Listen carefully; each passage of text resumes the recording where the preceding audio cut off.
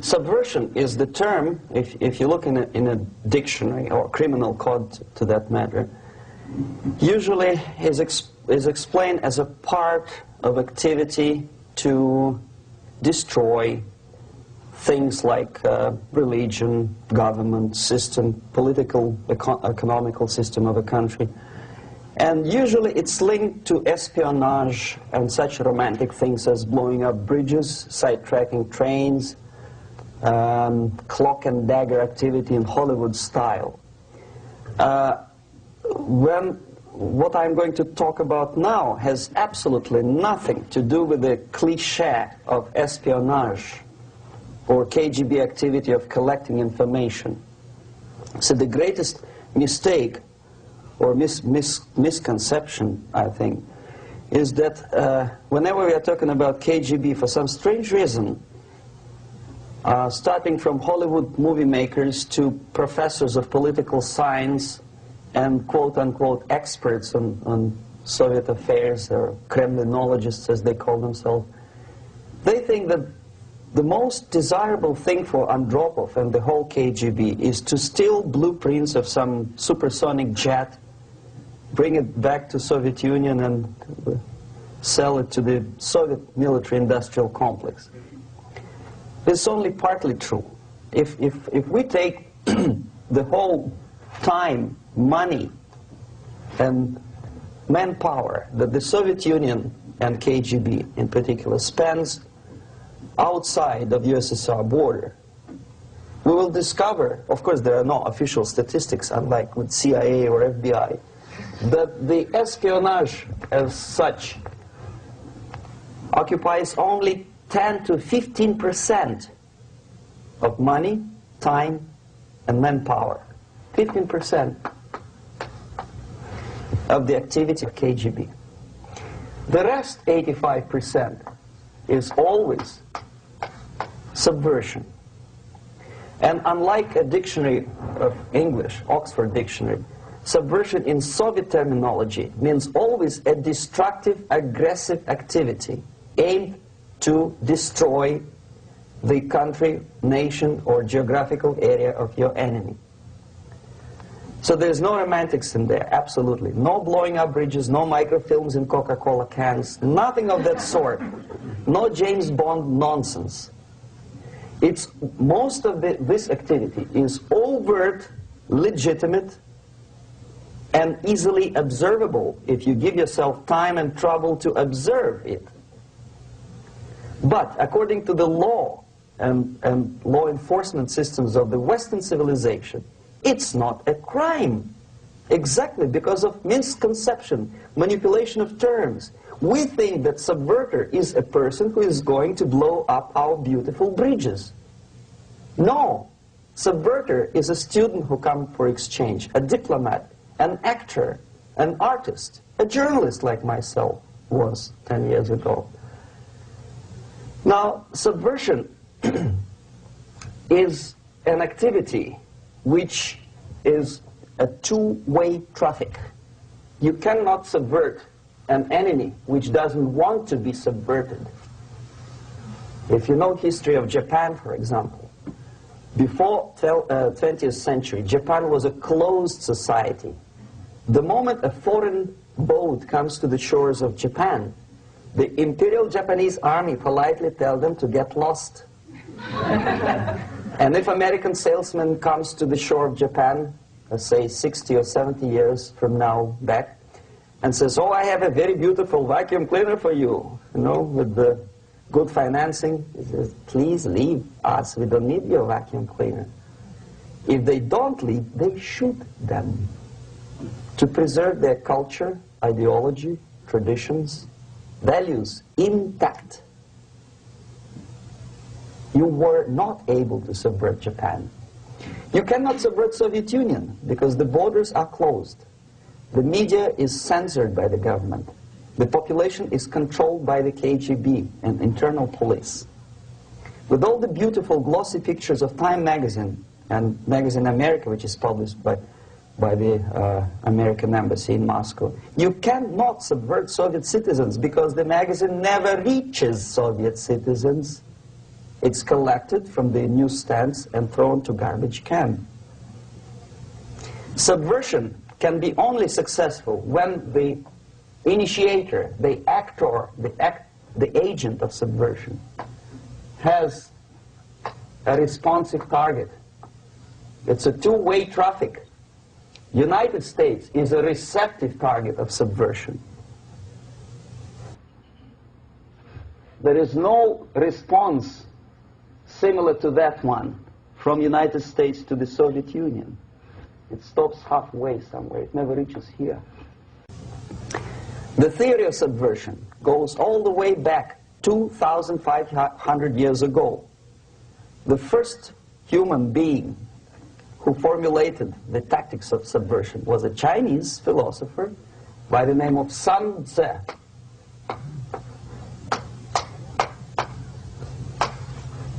2,500 years BC. He was an advisor for several imperial courts in ancient China. And he said, after long meditation, that to implement state policy in a warlike manner, it's the most counterproductive, barbaric, and inefficient to fight on a battlefield. You know that war is continuation of state policy, right? So if you want successfully to implement your state policy, and you start fighting, this is the most idiotic way to do it. The highest art of warfare is not to fight at all, but to subvert anything of value in the country of your enemy, until such time that the perception of reality of your enemy is screwed up to such an extent that he does not perceive you as an enemy, and that your system, your civilization, and your ambitions look to your enemy as an alternative, if not desirable, then at least feasible. Better red than dead. That's the ultimate purpose, the final stage of subversion, after which you can simply take your enemy without a single shot being fired, if the subversion is successful. This is basically what subversion is. As you see, not a single mentioning of blowing up bridges. Of course, Sun Tzu didn't know about blowing up bridges. Maybe there were not that many bridges at that time. But the basics of subversion is being taught to every student of KGB school in USSR and to officers of military academies. I'm not sure if the same author is included in the list of reading for American officers, to say nothing about ordinary students of political science. I had difficulty to find the translation of Sun Tzu in the library of a university in Toronto and later on here in Los Angeles. But it's a book which is not available. It is forced to every student in USSR. Every student who is taught to be dealing further in his future career with foreigners. What subversion is? Basically, it consists of 4 periods, time-wise. If we start from here and go this way, time, right? This is the beginning point. The first stage of subversion is the process which is called, basically, demoralization. It says for itself what it is.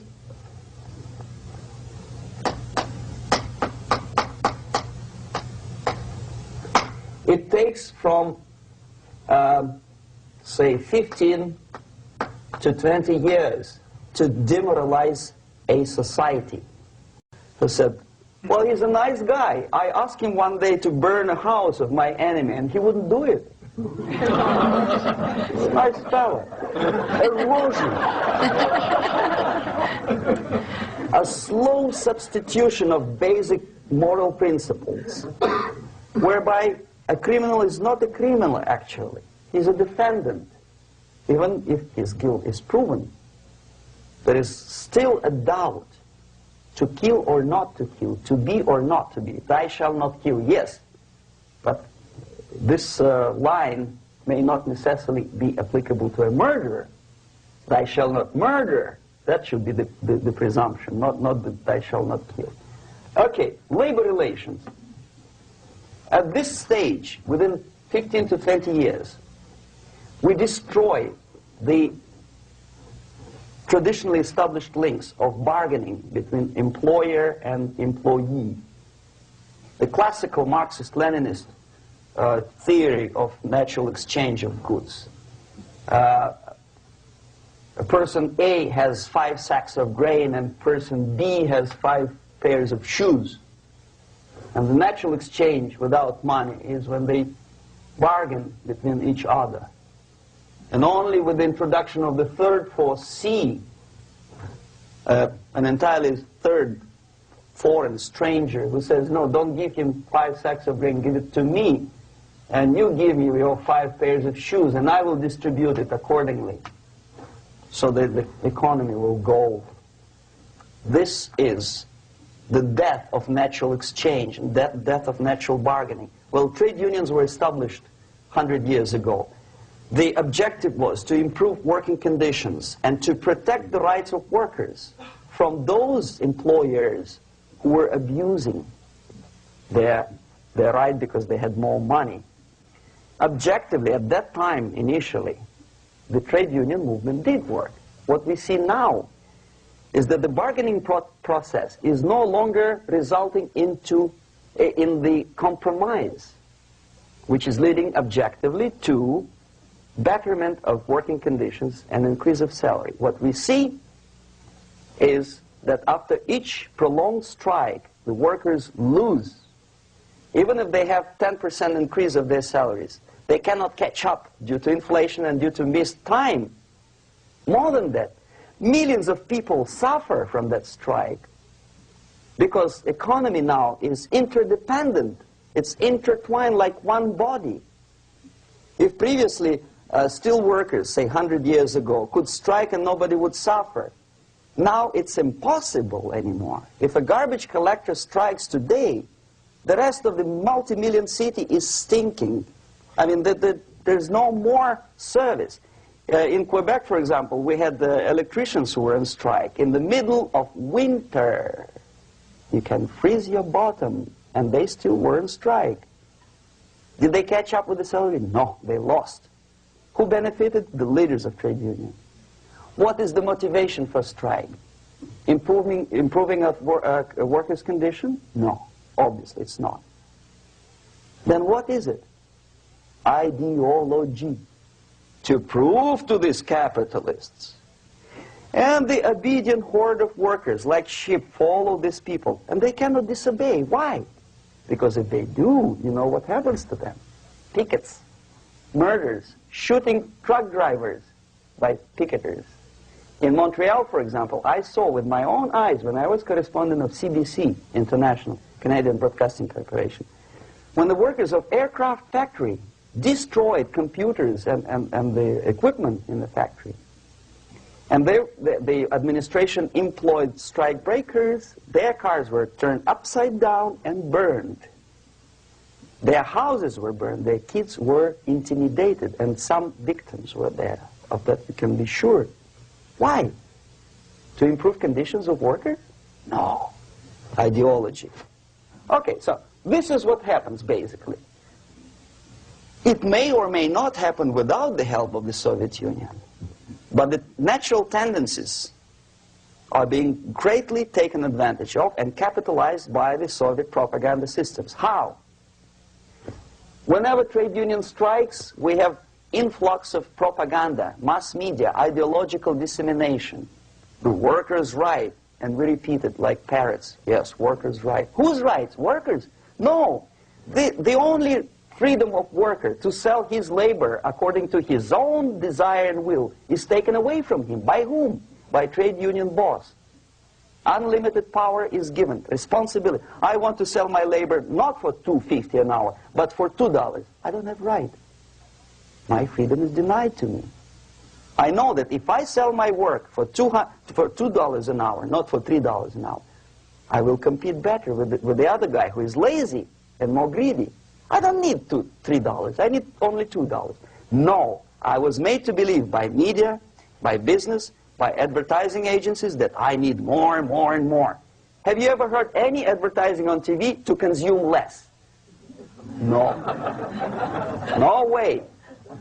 Whether you need a six-cylinder car or not, you have to buy it. And hurry up. When I was driving here on the local radio station, an excited announcer said, "You hurry up, rush and save, save, save. There is a pantyhose sale." Save by buying more. Of course. It would be too naive to expect that KGB makes that advertising agency to do such a crazy commercial. No, of course not. But what we did when I was working for Novosti Press, we would snow plow editorial offices, student organizations, religious groups with literature of class struggle. If not directly Marxism-Leninism propaganda, then a propaganda of the legitimate aspirations of working class, betterment of life, equality. Equality, mind you. President Kennedy once said, we will make America to believe that people are born equal. Are people born equal? Is there any mentioning in the Bible or any other holy scripture in any religion, if you don't believe me, go to the library and check it, there is not a single word about equality. Just the opposite. By your deeds, God will judge you. What you do is important. The merit of your personality. You cannot legislate equality. If you want to be equal, you have to be equal. You have to deserve it. And yet we build our society on the principle of equality. We say people are equal. We know it is false. It's a lie. Some people are tall and stupid. Others are short, bold, and clever.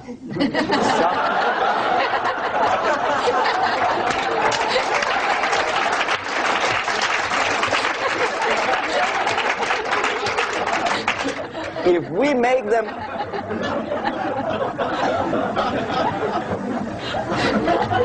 make them equal by force, if we put the principle of equality in the basis of our socio-political structure, it's the same thing as building a house on sand. Sooner or later it will collapse, and that's exactly what happens. And we, as Soviet propaganda makers, are trying to push you in the direction which you go yourself. Equality, yes, equality. People are equal. Land of equal opportunities. Is it true or not? Think about it. Equal opportunities. Should there be equal opportunities? For me and for a lazy bastard who comes here from some other country and immediately registers as a welfare recipient benefits? I never received a single dollar. No, sorry, I did receive once. But I never applied for welfare. For the 13 years, I took any job. Security guard, journalist, taxi driver, anything. Well, I was restless, but some people don't like it. They immediately. So why should we have equal opportunities? Why? The equal opportunity to excel. Equal opportunity in equal circumstances, yes, but we know people are different. To excel, yes, provided we reach the same level of excellency, perfection, which is hypothetical, distant future. Yes, maybe. But we know perfectly well that even with the best intentions, people could not be equal.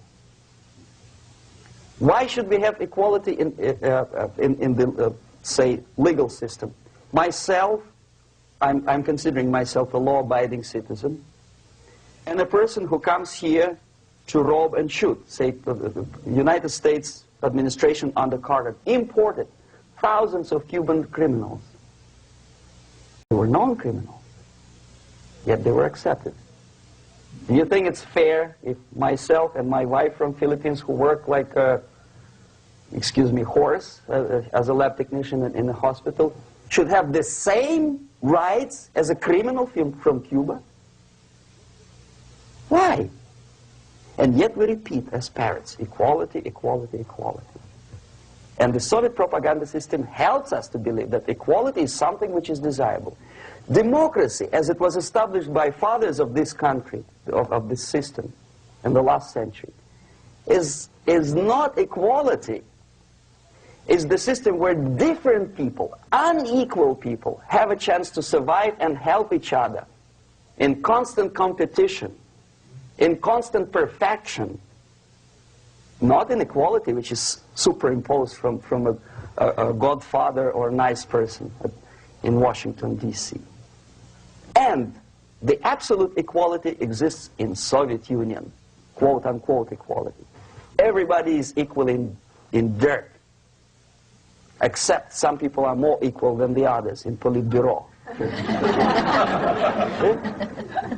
So, the moment you bring a country to the point of almost total demoralization, when nothing works anymore, when you are not sure whether it is right or wrong, good and bad, but there's no division between evil and good, when even the leaders of church sometimes say, well, violence for the sake of justice, especially social justice, is justified in the countries like Nicaragua, El Salvador, well, maybe Rhodesia, and we listen to them and say, yeah, probably it's true. Is it true? No, it is not true. Violence is not justified, especially for the sake of quote-unquote social justice introduced by Marxist-Leninists, that is my former colleagues from Novosti Press Agency. Okay, so we reached that point.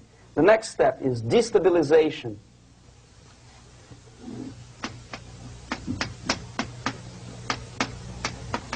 Again, this word says for itself what it is. To destabilize all the relations, all the accepted institutions and organizations in a country of your enemy. How you do it? You don't have to send a battalion of KGB agents to blow up bridges. No. You let them do it themselves. The area of application is, again, it's narrower now. Not like the previous case. The overt legitimate actions of the KGB in this case would be hardly noticeable.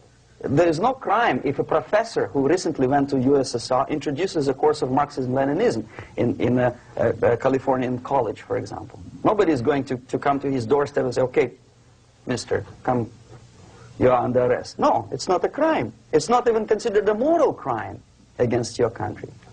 So the area of application here is narrowing down to economy, again, labor relations, right? To law and order, plus military. And economy, law and order. Yes, and again, the media, but wider scope, little bit different. I'll explain it later. Okay, basically 3 areas. Economy. The radicalization of bargaining process. If on that stage we still could achieve, theoretically, some positive compromise between the negotiating sides with say, the arbitrary, introduction of arbitrary judges, a third side, objectively judging the demands of both sides. Here it's radicalization.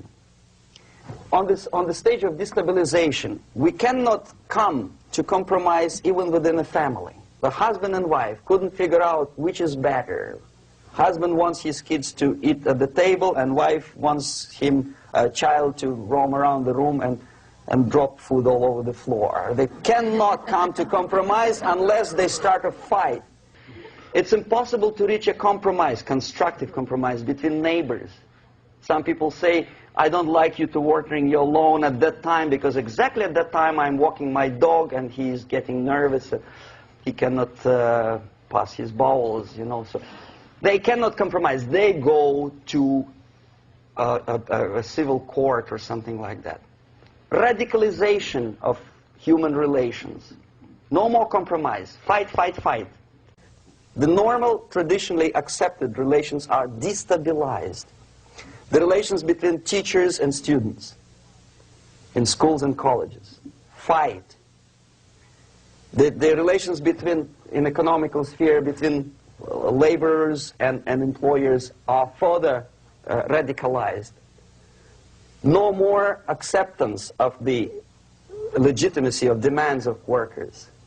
Unlike Japanese, with the theory Z, if you ever heard about it, where the workers are involved in the decision-making process, therefore they don't have moral incentive to fight their bosses. In the United States, it's just the opposite. The harder is the fight, the better. The more heroic they look. When the Greyhound network was on strike recently, the correspondents of local TV networks all over the United States were approaching the strikers, and they say, oh yes, we are doing something nice. They looked like heroes and they were proud. There was some family, the husband was bus driver. Now they decided in a protest against the bosses to camp somewhere in the forest. And they were presented to the audience as a heroic, nice people, you see. The violent clashes between passengers, picketers, and the strikers are presented as something normal.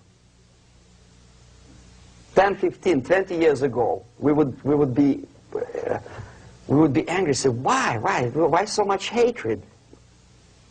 Today we are not. We say, well, commonplace. Radicalization, militarization sometimes. As I explained on that stage, I took a step a little bit further. Shooting people. Okay, law and order now also is pushed into the area where previously people settled their differences peacefully and legitimately. Now we are getting, with this court cases, in the smallest irrelevant cases, we cannot solve our problems anymore. The society at large becomes more and more antagonistic between individuals, between groups of individuals, and the society at large. The media puts himself in the opposition to the society in general, at large. Separate, alienated. Okay? On that stage, you remember I was talking a couple of hours ago about the sleepers. That's when the students from, say, United States, if they are trained in Lumumba University, or developing nations, that's the students I was dealing with, are being sent back from the Soviet Union here. Or if they were already in the United States, in the country, which is the object of subversion, they spring to action. The sleepers go up. They slept for 15 to 20 years. Now they become leaders of groups, preachers, I don't know, public figures. Prominently they actively include themselves in a political process. All of a sudden we see a homosexual. 15 years ago he did his dirty job and nobody cared. Now he makes it a political issue. He demands recognition, respect, human rights, and he rallies a large group of people. And there are violent clashes between him and police, his group and ordinary people, no matter what. It's black against white, yellows against green, doesn't matter where the division line goes. As long as this group come into antagonistic clash, sometimes militantly, sometimes with firearms, that is destabilization process. The sleepers, many of whom are simply KGB agents, become leaders of the process of destabilization.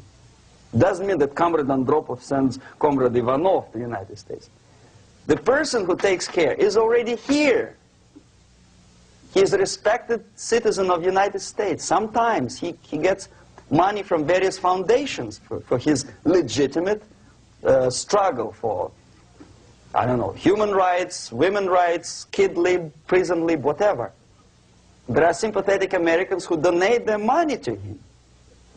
This stabilization process usually leads directly to the process of crisis.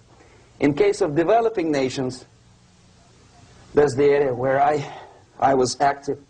The process starts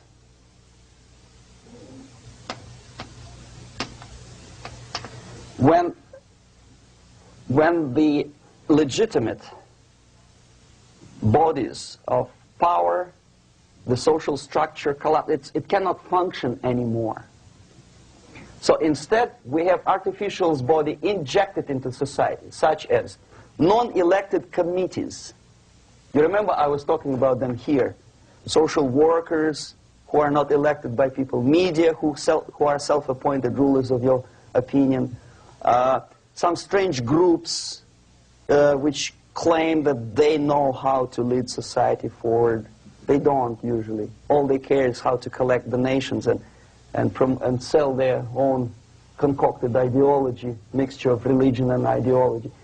Here, we have all this artificial body claiming power.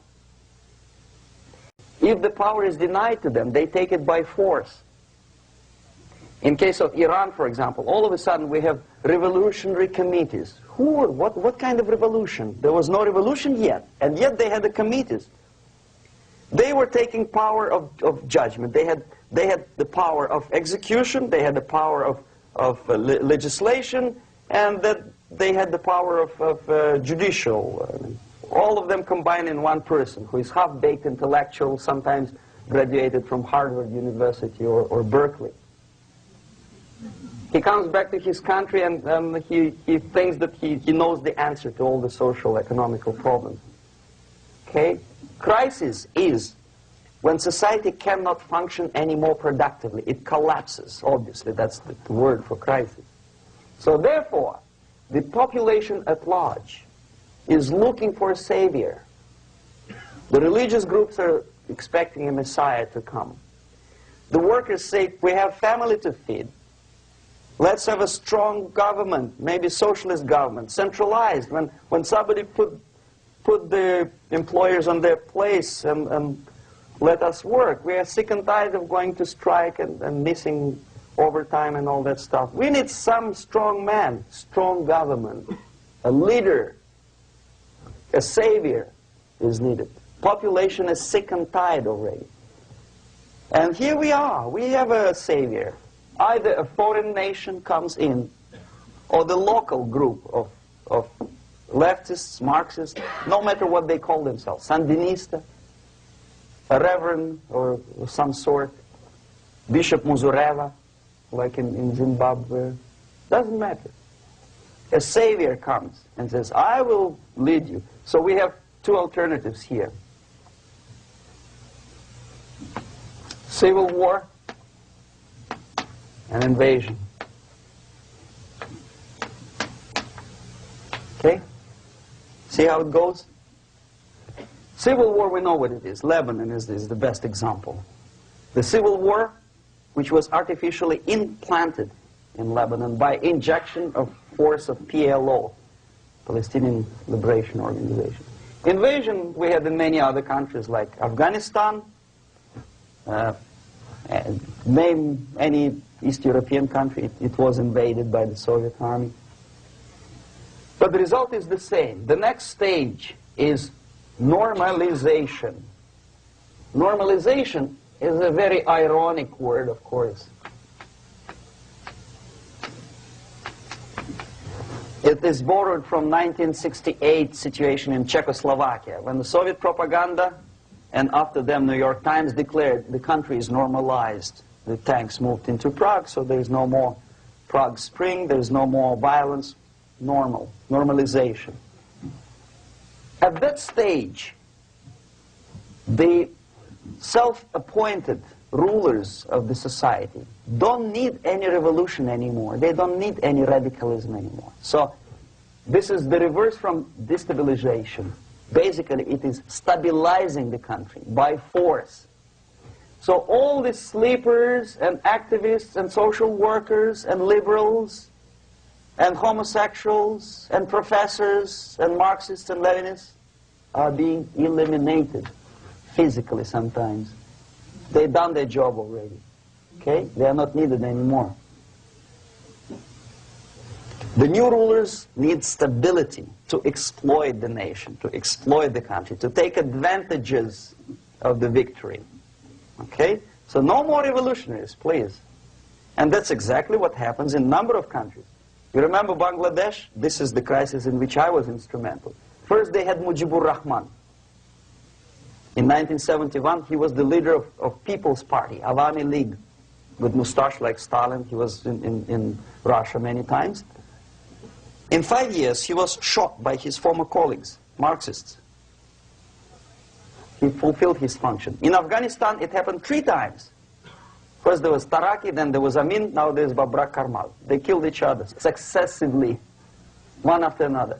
The moment he fulfills his duty, the first one demoralized country, the second destabilized, the third one brought it to crisis. Goodbye, comrades. Babrak Karmal comes from Moscow and put into the seat of power. Same thing happened in Grenada recently. Maurice Bishop, Marxist, was killed by Austin, what's his name, General something, who was also a Marxist. Right? So no more revolutions, please. Normalization now. From now on, no more strikes, no more homosexuals, no more women lib, no more kid lib, no more lib, period. A good, solid, democratic, proletarian freedom. That's it.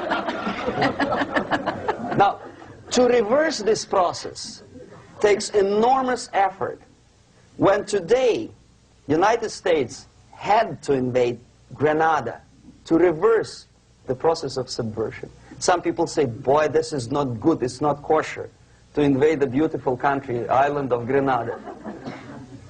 Well, why didn't you stop the process here, when Grenada was just approached by leftists? Why not to prevent Maurice Bishop to come in power in the first place? Did Grenadians want him? Very questionable. They didn't know who was Maurice Bishop in the first place. He came to power by coup d'etat himself. Okay? No, we let the situation develop further and further and further until the crisis and normalization very soon. And then the United States decided to invade country, discovering that the country was absolutely a military base for the Soviet Union. Of course it's a drastic measure. Of course it's a pity that Marine Corps had to lose, what, 17 lives. Very bad. Why not to stop the process before it comes to crisis? Oh no, intellectuals will not let you. It's interference into domestic affairs. They're very careful not to let American administration to interfere in domestic affairs of Latin American countries. They don't mind Soviet Union interfere in these affairs. Okay. So to reverse this process, from here, it takes only and always military force. No other force on earth can reverse this process at this point. At this point, it does not take military invasion of the United States Army. It takes strong action, like in Chile. A CIA covert involvement to prevent the savior from outside to come into power and to stabilize country before it erupts into civil war. Okay? Support the right-wing conservative forces. By money, by crooks or love, doesn't matter. Stabilize the country. Don't let the crisis develop into civil war or invasion. Oh no, your liberals will say it's against the law. The Congress will not appropriate money for covert actions of CIA. Why not? Should we wait till the normalization come and Soviet tanks land in Los Angeles airport? Now, at that point, at the point of destabilization, also the process could be reversed. Again, easily than this. No CIA involvement at this point. You know what it takes here? Restriction of some liberties for small groups which are self-declared enemies of the society. As simple as that. Oh no, the media and liberals will tell you this is against the American Constitution. How can we, by force, deny the civil rights to criminals, for example? It's not good. Okay? So we allow them to. Okay, if you allow the criminals to have civil rights, go on and bring the country to the crisis. This is a bloodless way to do. Curb the rights. I mean, not to put them in prison. No, no, I'm not talking about putting all the gays from San Francisco in the concentration camp. Do not allow them to take political force. Do not elect them to the seats of power, whether it is municipality level, state level, or federal level. It has to be beaten in the heads of American voters that a person like that in the seats of power is an enemy. Do not be afraid of this word. It is an enemy.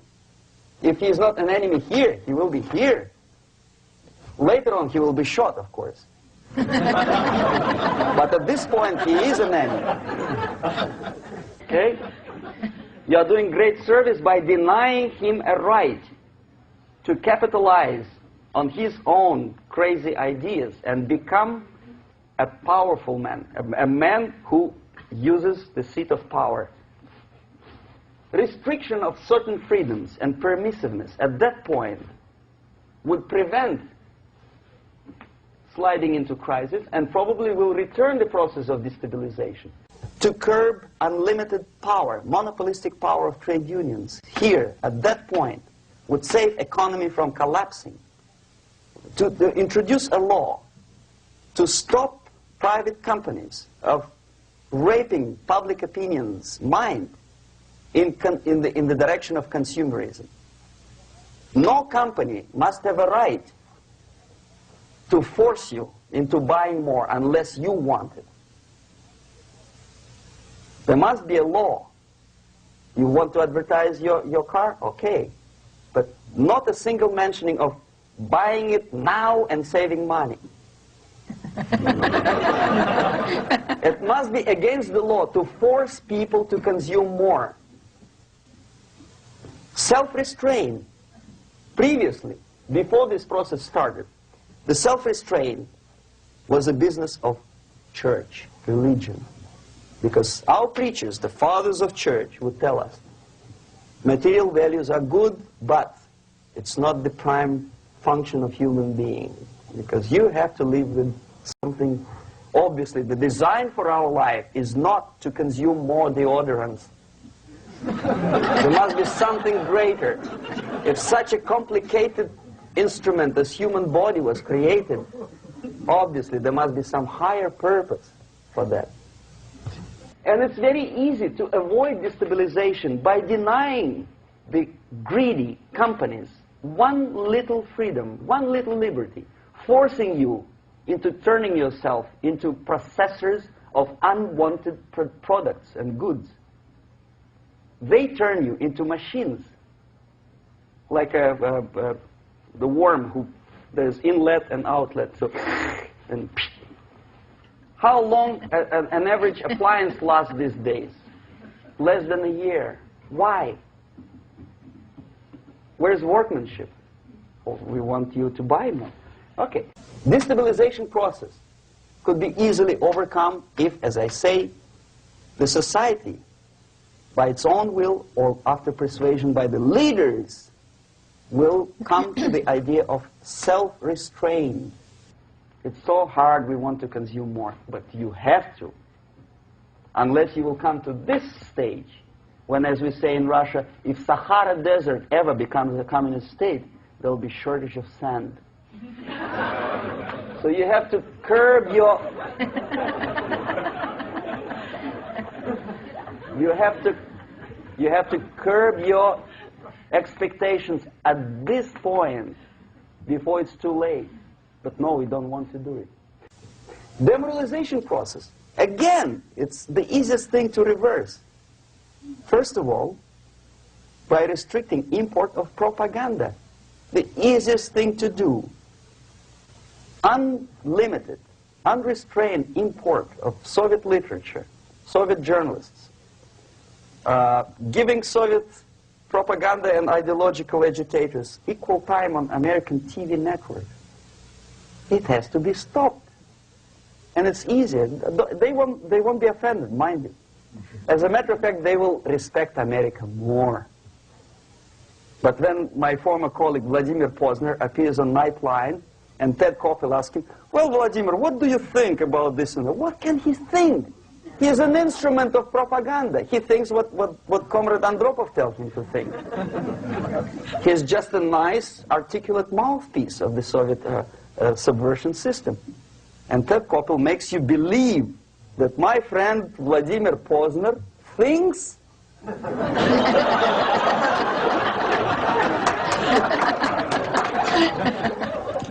the process of demoralization may not have started at all if at that point the country, which is a recipient of subversion, actively, not violently, but actively, prevents importation of foreign ideology. I don't want America to follow the pattern of ancient Japan. You don't have to shoot every foreigner when it approaches the sacred borders of the United States. But when he offers you a junk in the disguise of very shiny something, you have to tell him, no, we have our own junk.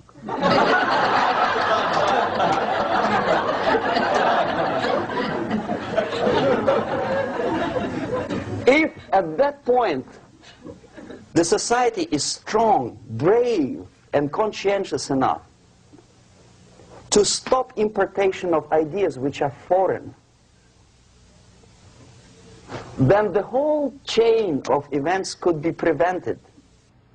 Recently I've been to the Philippines, and I was shocked how in big cities like Manila, children listen to deafening music. A melodious nation with long traditions of good, nice ethnic music, introduced by Spanish long time ago, maybe 2 centuries, 3 centuries ago, I don't remember how. All of a sudden listen to musical garbage, blasting their radios at full blast, at full volume. Why? In India, I spent many years watching the reactions of Indians walking out of movie theaters after seeing Hollywood production. They couldn't figure out why Americans are so wasteful. They smash their cars, their shiny cars, every 5 minutes. Is it true that they're so obsessed with sex? Can you imagine showing a movie where each 5 minutes there's a copulation on the screen to a country like India with long tradition of respect to these private matters, or to Pakistan? And United States expect these people to respect you? No way. Oh yes, they will see the movie. They'll pay 5 rupees to see that garbage. But they walk out and will tell their kids, don't respect Americans. Don't be like Americans. See? So, the process of demoralization could be stopped right here, both as an expert and as an import. And that takes one step, one very important thing to do. You don't have to expel all the KGB agents from Washington, D.C. The most difficult and at the same time the simplest answer to the subversion is to start it here and even before,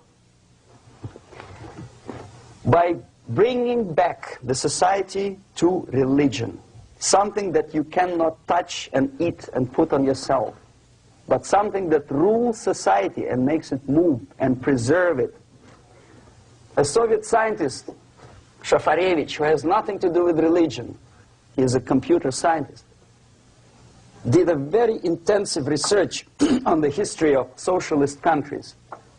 He calls socialist or communist any country with a centralized economy and a pyramidal style of power structure.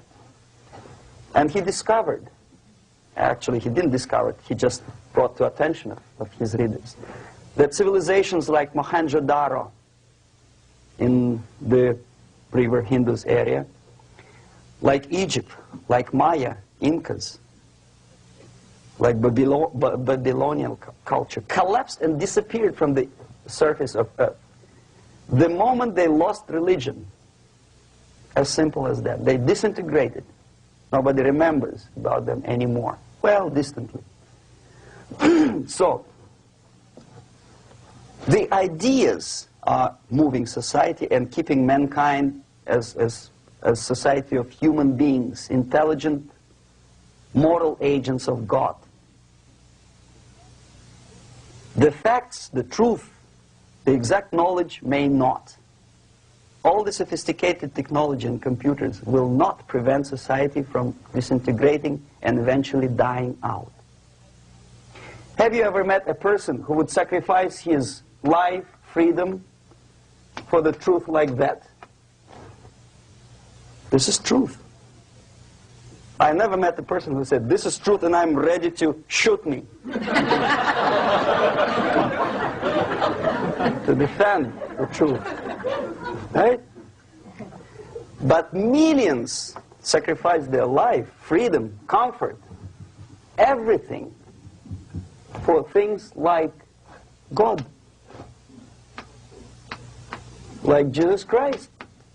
It's an honor. Some martyrs in the Soviet concentration camp died. And they died in peace, unlike those who shouted, "Long live Stalin," knowing perfectly well that he may not live long. Something which is not material moves society and helps it to survive.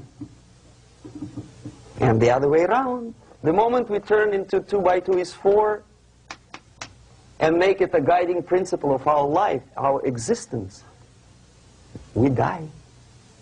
Even though this is true, and this we cannot prove. We only can feel and have faith in it. So the answer to ideological subversion, strangely enough, is very simple. You don't have to shoot people, you don't have to aim missiles and Pershings and cruise missiles at Andropov's headquarters. You simply have to have faith and prevent subversion. In other words, not to be a victim of subversion. Don't try to be a person who in judo is trying to smash your enemy and being caught by your hand. Don't strike like that. Strike with the power of your spirit and moral superiority. If you don't have that power, it's high time to develop it. And that's the only answer. That's it. Thank you.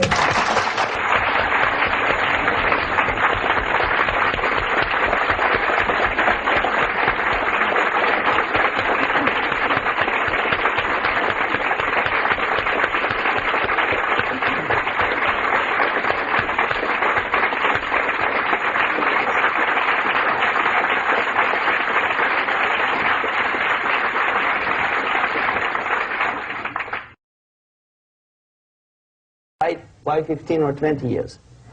This is the time sufficient to educate one generation of students or children. One generation. One lifetime span of a person, a human being, which is dedicated to study, to shaping up the outlook, ideology, personality. No more, no less. Usually it takes from 15 to 20 years. What it includes? It includes influencing, or by various methods, infiltration, propaganda methods, direct contacts, doesn't really matter. I will describe them later. Of various areas where public opinion is formulated or shaped.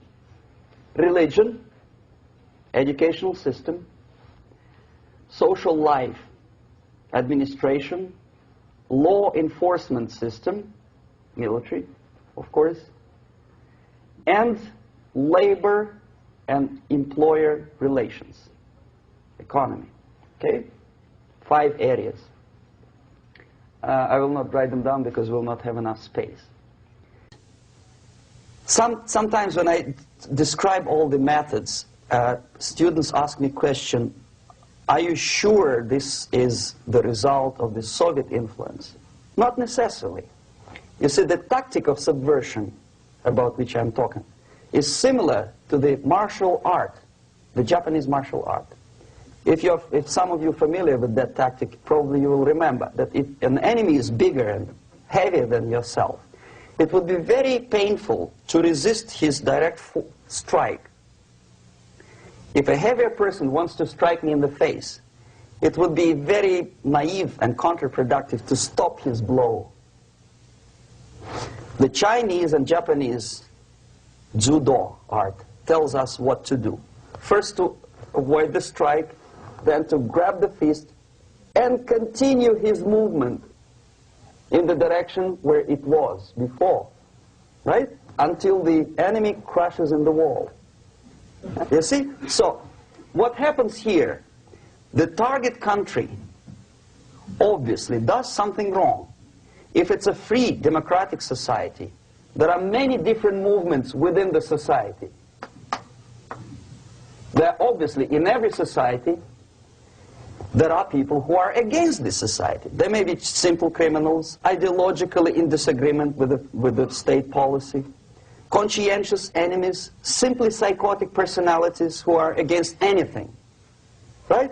And finally, there are a small group of agents of a foreign nation, bought, subverted, recruited, right? The moment all these movements will be directed in one direction, right? This is the time to catch that movement and to continue it until the movement forces the whole society into collapse, into crisis, right? So that's exactly the martial art tactic.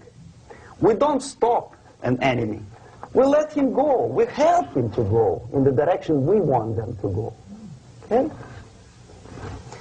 So, on the stage of demoralization, obviously there are tendencies in each society, in each country, which are going to opposite direction from the basic moral values and principles. To take advantage of these movements, to capitalize on them, is the main purpose of the originator of subversion.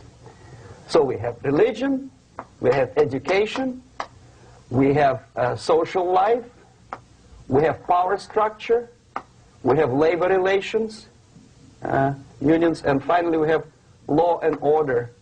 1, 2, 3, 4, 5, 6. Okay? These are the areas of application of subversion. What it means exactly? In case of religion, destroy it, ridicule it, replace it with various sects, cults, which bring people's attention, faith, whether it is naive, primitive, doesn't really matter.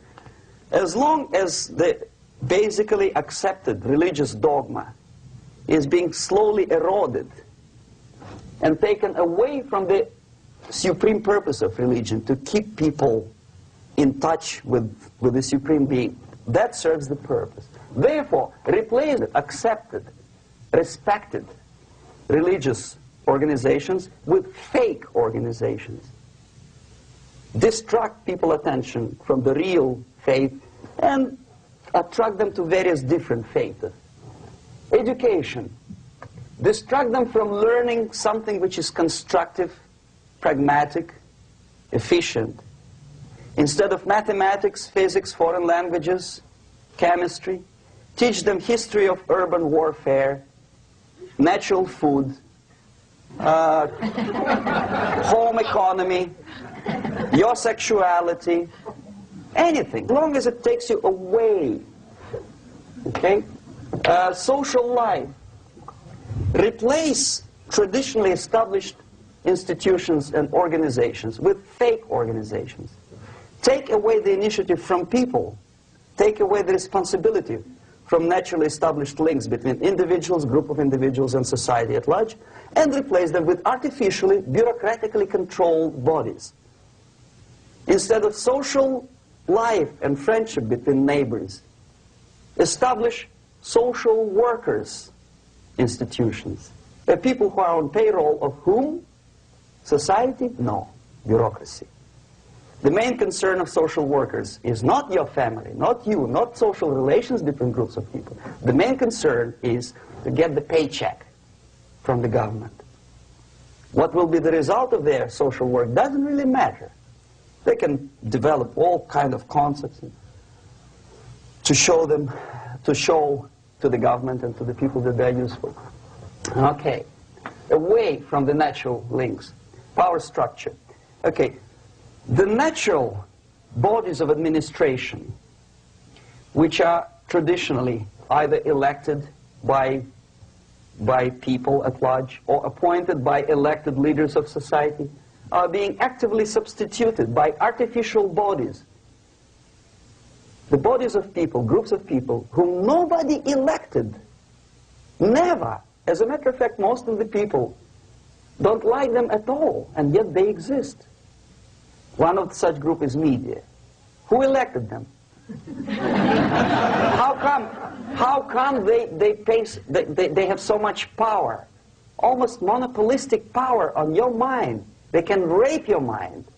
But who elected them? How come they have a nerve to decide what is good and what is bad for the elected by you, president, and his administration?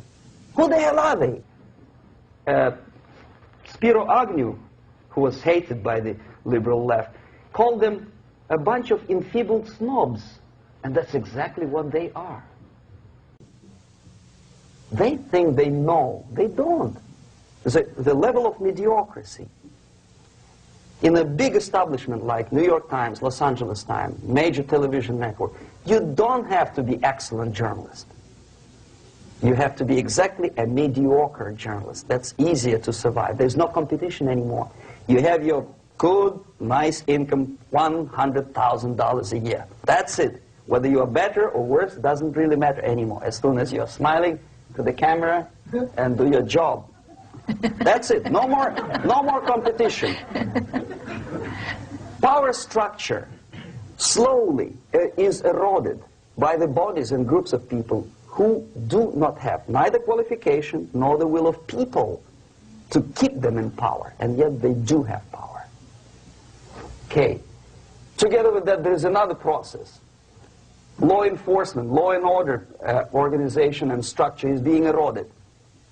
For the last 20, 25 years, if you see old movies and new movies, you can see that in new movies, a policeman, an officer of the United States Army looks dumb, angry, psychotic, paranoid. A criminal looks nice, kind of, well, he smokes hash and shoots the whatever drug, but basically he's a nice human being. He's creative. And he's unproductive only because society oppresses him. Whereby a general of Pentagon is always, by definition, a war maniac. A policeman is a pig, rude policeman. He abuses his power. No? A generalization like that. The hatred, the mistrust to the people who are supposed to protect you and enforce law and order. Moral relativity. The Angelo Buono process lasted 2 years in Los Angeles. And yet there are still some lawyers who say, look, he's a nice character, as a matter of fact. There was some witness who said, also a criminal,